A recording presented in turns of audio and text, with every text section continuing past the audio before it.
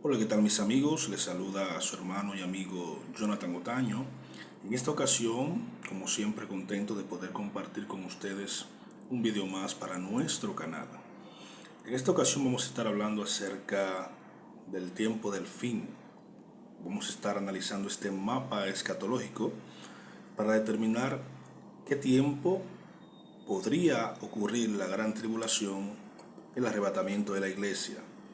Vamos a estar analizando brevemente, según nos permita el Espíritu, los tiempos y las sazones. Recordemos que en una ocasión, cuando Jesús se iba, los discípulos le preguntaron al maestro: Maestro, ¿cuándo restaurarás el reino de Israel?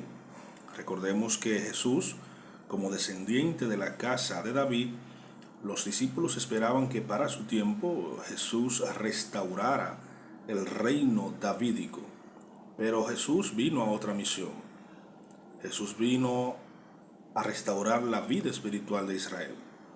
Entonces Jesús le respondió a ello cuando iba a ser alzado: no toca a vosotros saber los tiempos y las sazones que el Padre ha puesto en su sola potestad. Entonces vamos a analizar este mapa escatológico que hemos hecho para determinar en qué tiempo estamos varados y en qué tiempo pudiese ocurrir la gran tribulación y el regreso del Mesías. Vemos aquí, que empezamos con Adán. Recordemos que en esa dispensación de Adán, pues Adán y Eva vivían en inocencia. El único requisito que Dios le pedía a Adán y a Eva era obediencia. De todo árbol que hubiese en el huerto, pues pudiesen comer, mas del árbol que estaba en medio del huerto, del conocimiento del bien y el mal, no pudieran comer o no comieran, para que no muriesen. Todos conocemos la historia. Adán y Eva desobedecieron el mandato de Dios. Eva tomó del fruto, se lo dio a su esposo Adán, y por ende fueron expulsados del huerto del Edén. Pasó un tiempo y las personas empezaron a multiplicarse. Las genealogías la podemos encontrar en Génesis capítulo 5, la genealogía de Adán, la genealogía de Caín y toda su descendencia. Vemos que para el tiempo de Noé ya habían pasado 2000 años y esa generación se había corrompido. Esa generación, Génesis capítulo 6 la califica como una generación perversa, donde Dios pues no encontró gracia en nadie más que en Noé y su familia. En este tiempo pues solamente Noé, su esposa, sus hijos y las esposas de sus hijos se salvaron del juicio que Dios pues envió a esa generación. En Génesis capítulo 3, versículo 6 dice lo siguiente: ¿por qué Dios destruyó esta generación? Porque su espíritu no iba a contender para siempre con el hombre, porque ciertamente él es carne. La traducción de Reina Valera dice: el tiempo de su vida serían 120 años. Una traducción hebrea diría: no contenderá mi espíritu con el hombre eternamente, porque ciertamente él es carne, mas su día serían 6000 años. La Reina Valera o los traductores de la Biblia encontraron un problema en este versículo, porque decía 120 años, pero es que luego de Noé, el mismo Noé vivió más de 120 años, y luego toda su descendencia vivieron 300, 500, 600 años, 400, 200. Entonces hubieron una contradicción en este versículo. Entonces, no pudiendo traducirla como lo tengo escrito aquí: no contenderá mi espíritu para siempre, porque ciertamente el hombre es carne, pues serán sus días 6000 años. Lo que hicieron es que tradujeron 120 años, pero ellos no entendían, el sistema hebreo de cálculos, ya que 120 más adelante Dios establecería el año del jubileo o el Yovel, y era que cada 50 años se le devolvía la tierra a su dueño original. Por ejemplo, si usted me compraba una tierra, yo la pagaba, dentro de 50 años usted tendría que devolver esa tierra a su dueño original. Pero eso no era más que un preludio de lo que iba a hacer Dios con la tierra. En otras palabras, cuando tú calculas 120 años, que era el tiempo que supuestamente Dios le dio al hombre en la tierra para vivir, por 120 por 50 Yovel serían 6000 años, que es la traducción correcta. O sea, en otras palabras, mis amigos y hermanos, la traducción correcta sería: no contenderá mi espíritu con el hombre para siempre, porque ciertamente él es carne. Serán sus días 6000 años. 6000 años en la tierra. Desde Adán hasta Abraham pasaron 1967 años exactamente. 2033 años. Ahora, este cálculo, ¿cómo lo hacemos? Tengo que ser claro y preciso y responsable con este estudio, ya que estamos hablando desde la edad que tuvo Adán.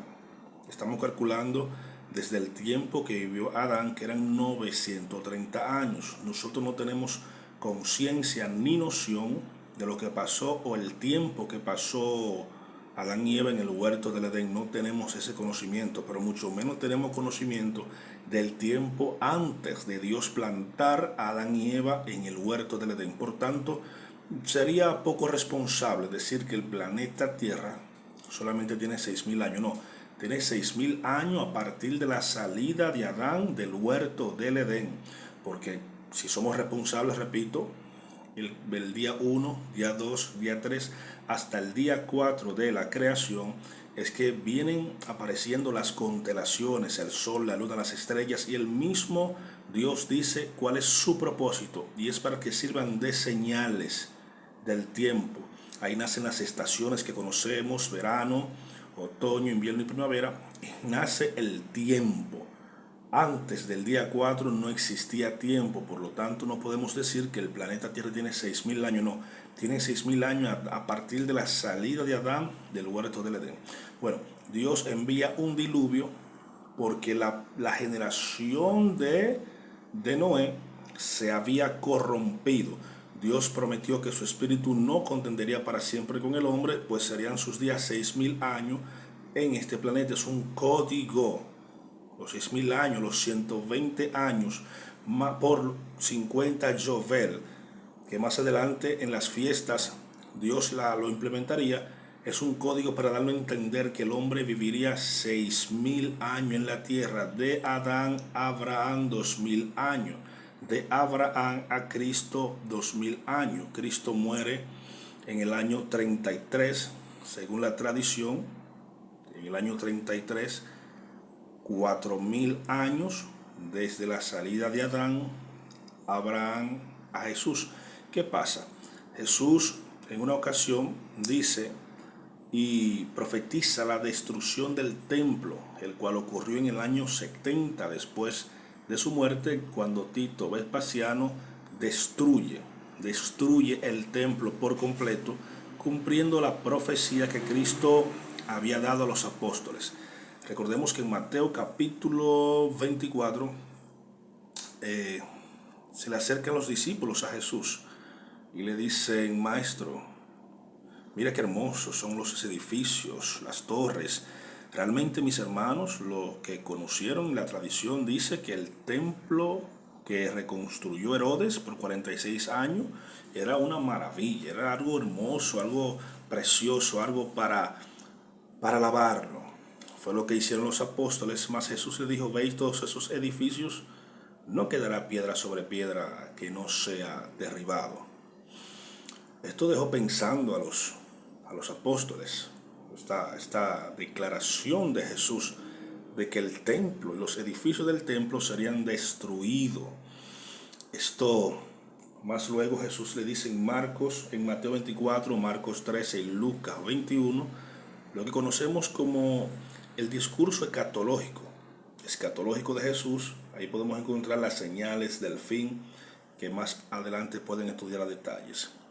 Pero en una ocasión Jesús, predicando a los saduceos, le dijo: vuestra casa será desolada. Está hablando acerca del templo.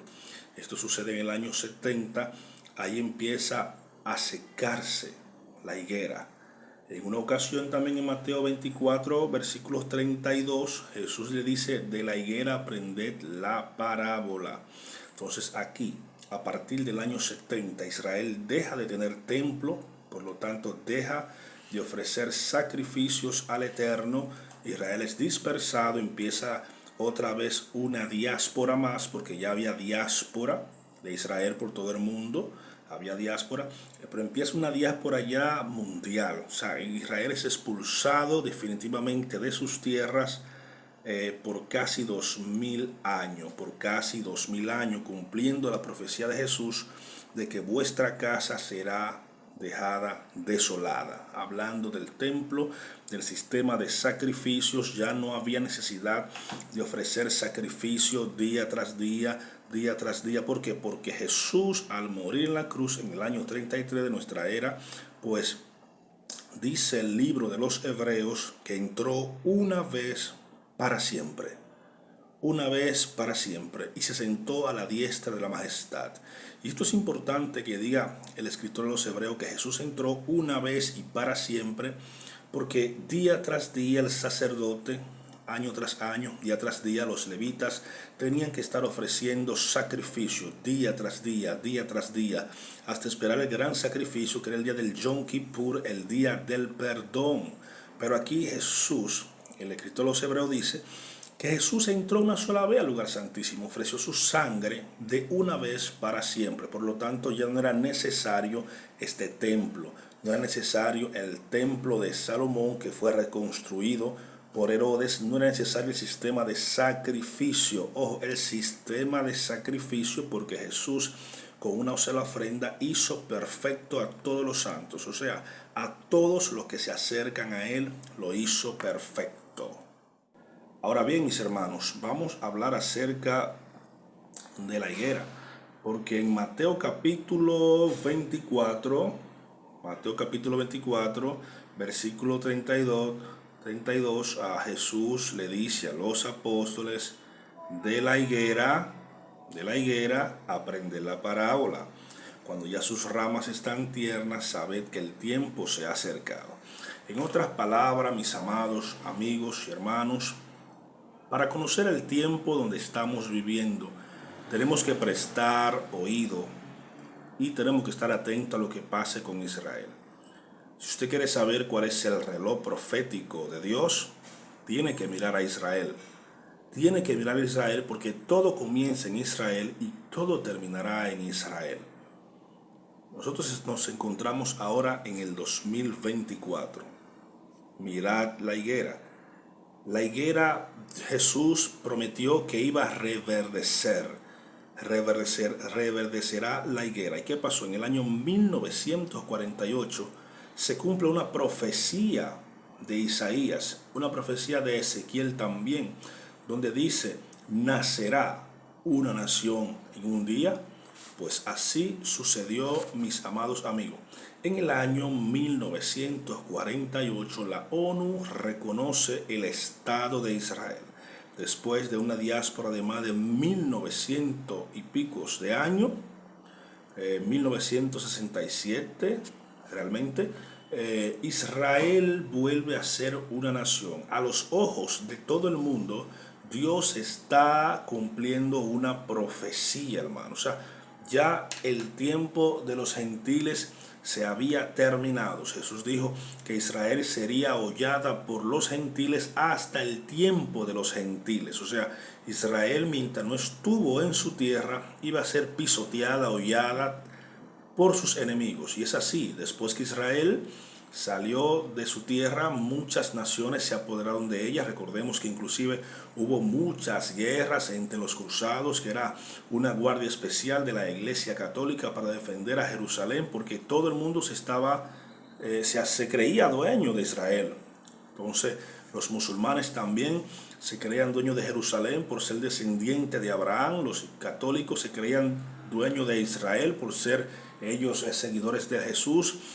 Jesús había profetizado inclusive que muchos matarían en su nombre pensando, escuché esto, pensando que estaban haciendo la obra de Dios. Y esa fue la insignia, la consigna de los cruzados. Todo por la causa y la obra de Dios. Pero cuando Israel nace, en el año 1948, cumple la profecía de Isaías que dice, nacerá una nación en un día a los ojos del mundo. Israel volvió a reverdecer. Reverdeció la higuera. Recordemos que en Mateo 24:32 Jesús nos dice de la higuera, dice así que de la higuera aprended la parábola. Cuando sus ramas ya se ponen tiernas y brotan las hojas, sabed que el verano está cerca. Así también vosotros, cuando veáis todas estas cosas, conoced que está cerca, a la puerta.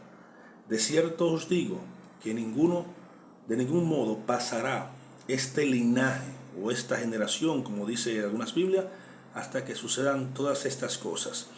El sello que pone Jesús para su profecía es: el cielo y la tierra pasarán, pero mis palabras no pasarán. A partir del 1948 el mundo tiene que estar atento, pero más la iglesia, porque Jesús dijo que cuando Israel volviera a reverdecer, que ya los gentiles no estuvieran hollándola, no estuvieran pisoteándola, la iglesia tenía que estar preparada. En Lucas capítulo 21, me parece que en el versículo 28 dice que cuando todas estas cosas, ¿cuáles? La que él dijo en Mateo 24, Marcos 13 y Lucas 21, empiecen a suceder, cuando todas estas cosas, guerras, rumores de guerra, terremoto, hambruna, virus por todas partes, cuando todas estas cosas empiecen a suceder al unísono, estar atento. La gente dirá, bueno, que siempre hubo terremotos, siempre hubo guerra, es verdad, desde Caín y Abel para acá siempre ha habido guerra, pero Jesús dijo que llegaría un tiempo, una temporada, donde todas las cosas que él dijo, todas al mismo tiempo estarían sucediendo, pero una sería especial, y es el resurgimiento de Israel como nación. Y esto pasó en el 1948, pero ojo, en el 1967 se cumple otra profecía con la guerra de los 6 días. Sí, porque él dice, de la higuera aprended la parábola. Cuando sus ramas, ya se ponen tiernas y brotan sus hojas, o sea, cuando Israel empieza a florecer como nación, no solamente que nazca como nación en el 1948, sino que cuando empiece a florecer. ¿Y cuando floreció Israel? Cuando en el 1967, en lo que el mundo conoce como la guerra de los 6 días, Israel recuperó todas sus tierras, todas las tierras que le pertenecían, porque cuando Israel nace en el 1948 es un pequeño estado. Pero del 48 al 67, Israel fue creciendo como nación, como estado, y en este año 6 naciones musulmanas, incluyendo Egipto, hicieron guerra contra Israel.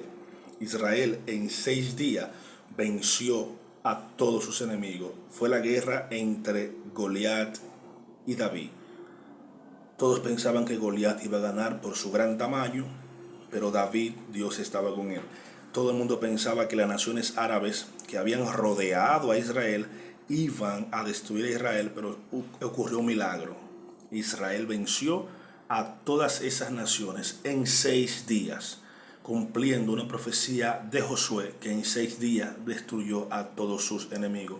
Ahora, dice aquí, las ramas tiernas representan a Israel. Mateo 24:32 dice que cuando sus ramas estén brotando y sus hojas estén brotando, sabéis que el verano está cerca. Que el verano representa el regreso del Mesías. Jesús está diciendo en otras palabras, miren, cuando ustedes vean que Israel nazca como nación y que empiece a recuperar sus tierras, su terreno, lo que era antes, ustedes tienen que estar atentos, porque no pasará esa generación hasta que todo esto acontezca. Y todo esto pasó delante de nuestros ojos, mis hermanos. Entonces, Oseas 6:2 dice que nos daría vida después de 2 días.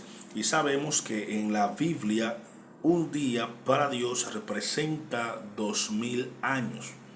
Representa 1000 años. O sea, 2 días serían 2000 años. Nosotros estamos en el 2024. Entonces, ya en cualquier momento de esta generación puede ocurrir tanto la gran tribulación como el arrebatamiento de la iglesia. Hay una cláusula, mis hermanos, hay una cláusula que Jesús dijo: nadie sabe el día ni la hora del regreso del Mesías. Ni siquiera los ángeles sino el Padre. El Padre se atribuyó esa prerrogativa de solamente él saber cuándo sería el regreso de Cristo, cuándo sería la tan anunciada gran tribulación que Jesús dice, e inmediatamente después de la tribulación de aquellos días el sol se oscurecerá y la luna no dará su resplandor. Obviamente, si el sol se oscurece no hay resplandor. Las estrellas caerán del cielo, o sea, meteoritos caerán a la tierra, y las potencias de los cielos serán conmovidas. Entonces, es entonces que aparecerá la señal en el cielo, aparecerá en el cielo la señal del Hijo del Hombre, y todas las tribus de la tierra se lamentarán entonces, y verán al Hijo del Hombre venir sobre las nubes del cielo con poder y gloria, y enviará a sus ángeles con gran trompeta, y reunirá a sus escogidos de los cuatro vientos, de extremo a extremo de los cielos. Entonces, mis hermanos, nosotros estamos ahora en el 2024, del 67. Del 67 al 2024, tendríamos que saber primero que representa una generación. Algunos creen que una generación son 40 años, otros dicen que son 40 años, otros dicen que son 80. Habría que ver. Yo no me atrevo a hacer cálculos matemáticos para indicar el regreso del Mesías. No nos está permitido saber los tiempos y las sazones a ninguno de nosotros, pero del 67 en adelante cualquier cosa podría pasar. Entonces, lo que hay que estar es preparado, mis hermanos. Algunos se han aventurado a dar fechas, a decir que Jesús puede venir en el 2024, 2027. De hecho, hay un rabino en México que dice que la gran tribulación empieza en el 2024. ¿Por qué? Porque 7 años antes tiene que empezar la gran tribulación, porque el 2024 y 2031 serían 2000 años. Entonces, mira, algunos se aventuran a decir que es también, por ejemplo, Jesús murió en el 2033 y que los 2000 años exactamente se cumplen en el 2033. Ahora la pregunta sería si los 2000 años es a partir de la muerte de Cristo o es a partir del nacimiento de Cristo. Porque si es a partir del nacimiento de Cristo, Cristo nace en el año 4 de la era cristiana o en el año 29 sería. Amén. Entonces, hace rato que Cristo debió regresar. Pero si es a partir de su muerte, año 33, sería lógico que a los 2033, regrese Cristo. Pero ¿qué pasa? Como dije anteriormente, hay una cláusula por Jesús que dijo: nos toca a vosotros saber los tiempos y las sazones que el Padre ha puesto en su sola potestad. No podemos aventurarnos a dar fecha porque vamos a quedar mal, y en vez de edificar la iglesia, lo que vamos a hacer no solamente a confundir la iglesia, sino a hacer que los inconversos crean menos en el Evangelio. Jesús dejó su regreso en inminencia, o sea, siempre nos advirtió varias veces en la Biblia: estar atento, mirad que nadie os engañe, porque el Hijo del Hombre vendrá cuando menos los esperen. Por eso Él no dio fecha exacta. Conociendo el corazón perverso del ser humano, el ser humano se prepararía a última hora, y a última hora nunca hay tiempo para nada. Entonces Jesús dijo: estén preparados, porque el Hijo del Hombre vendrá cuando nadie lo espere. A nosotros nos toca es estar preparado. Mientras más tiempo pasa, más se acerca la venida de Cristo, y por tanto tenemos que santificarnos más. Es el mandato de Jesús. No dar fecha, no aventurarnos a dar fecha, porque cada vez que el ser humano da una fecha quedará mal, porque Jesús mismo, quien es la verdad, dijo: nadie, absolutamente nadie sabe el día y la hora. No, aunque te lo revelen en sueño, es mentira. Te lo den en visiones, es mentira. Aunque use la gematría, que es el sistema de números para determinar una fecha, es mentira. El regreso de Cristo, solamente Dios se atribuyó la potestad de saber cuándo regresará su Hijo. A ti y a mí nos queda estar siempre preparados. Shalom.